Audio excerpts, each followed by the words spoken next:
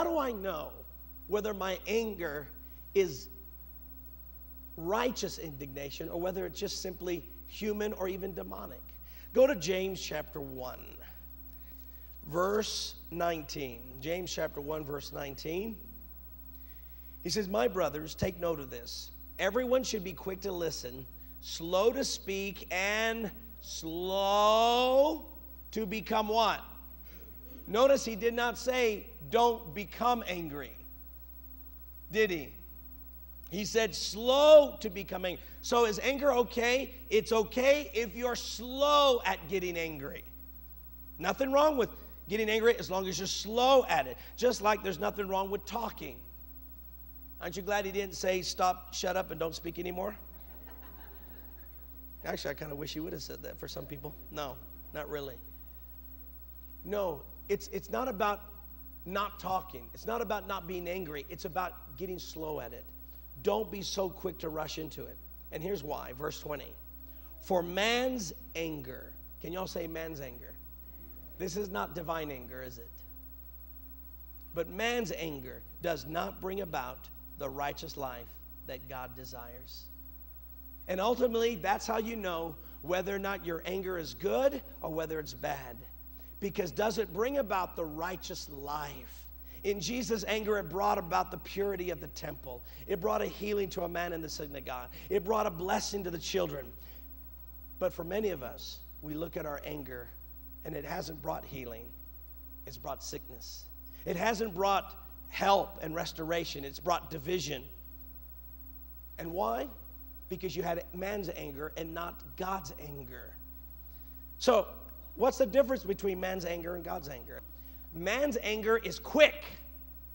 God's anger is slow. Consider Psalm 86, verse 5. But you, O Lord, are compassionate and gracious God, slow to anger. Aren't you all glad God is slow to anger? In other words, it takes a lot to get God angry. And some of you, just someone give you an evil eye gets you angry. Your wife burning your toast gets you angry. Your kid spilling a glass of milk at the table gets you angry. Give me a break. You have to be slow. It should take a long time before you boil with anger. And that's one of the differences between God's anger and man's anger. God does not get angry quickly. Consider the advice David gives in Psalm 4:4. In your anger, do not sin. When you're on your beds, how many of y'all know you can't sleep when you're on? Here's what he says. On your beds, search your hearts.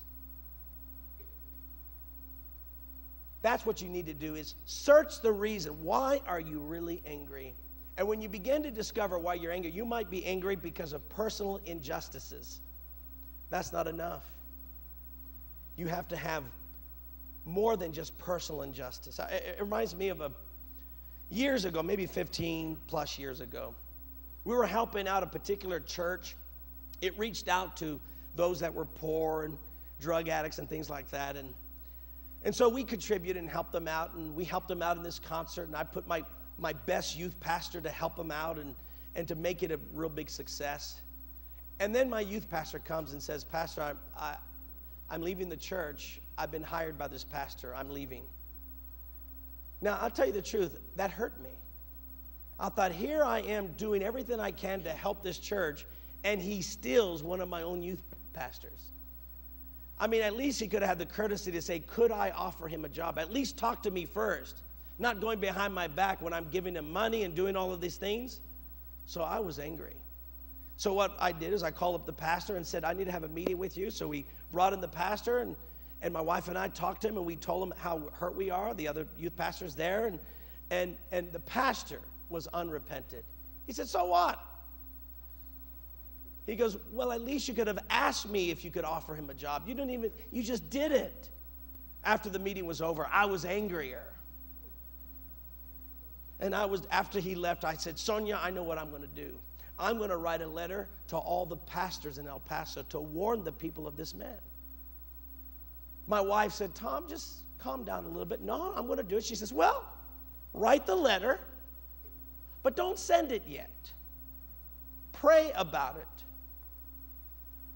What is she trying to tell me? Selah, think about why you're angry. Am I really concerned about other pastors? Because what I was telling her, I just don't want other pastors to be hurt by this man. You know?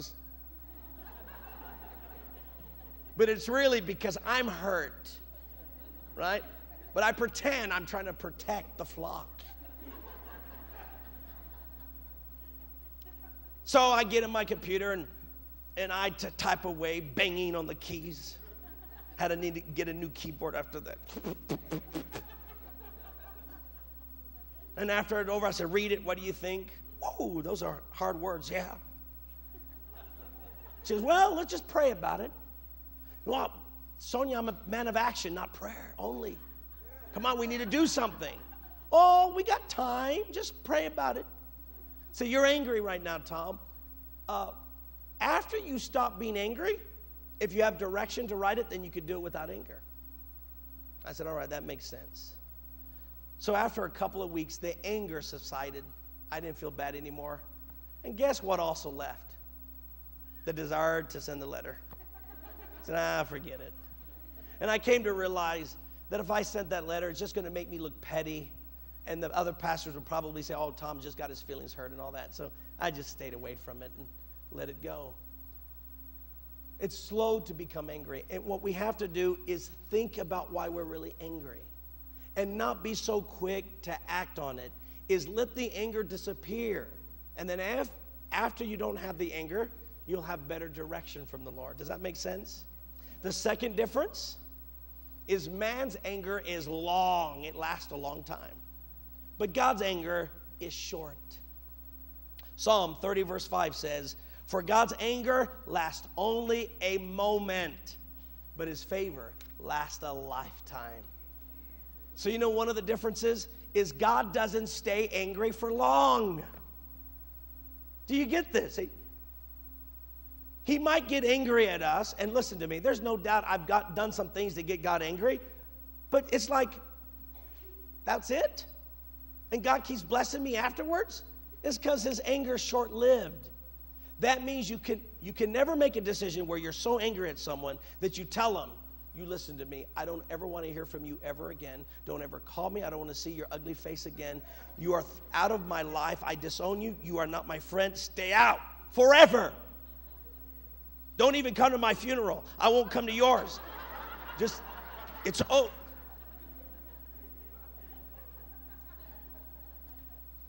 Right?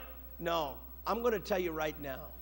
If you're so angry that you have decided for a lifetime to never fellowship with them again, then your anger is not divine. It really isn't. Because divine anger, God's anger lasts for a moment, but his mercy endures for a lifetime.